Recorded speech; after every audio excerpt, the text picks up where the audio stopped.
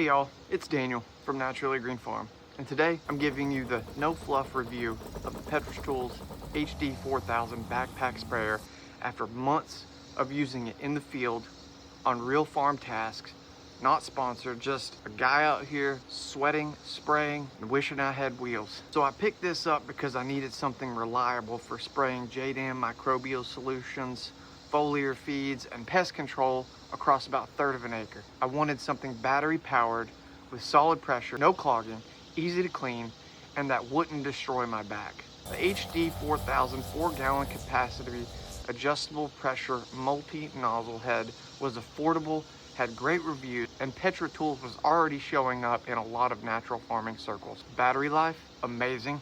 I can run multiple tanks on one charge, said to be able to run for 6 hours straight on a charge. The pressure consistency is solid and steady, even with thicker brews like JMS. You get multiple nozzles. These here, thing right here, this one here, this one, line sprayer. Then my favorite, this guy, and a brass one here. Plenty of different heads to choose from. Super helpful for adjusting flow depending on the weather, misting seedlings or blasting shrubs. And the backpack comfort, surprisingly decent even after a full day's work. It's been a game changer for spraying. I can actually get my microbial solutions down without dragging hoses or hauling buckets. Now let's talk real talk. This thing is heavy when full. 4 gallons on your back ain't nothing when it's 90 degrees and you're hiking up beds.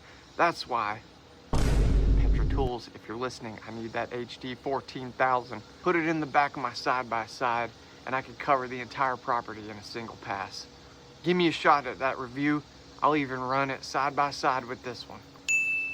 Overall, the HD4000 is worth every penny. If you're a small farmer or a market gardener or a serious homesteader, this is a fantastic sprayer that will hold up to heavy use. I just wish it had wheels. PetraTools, let's talk.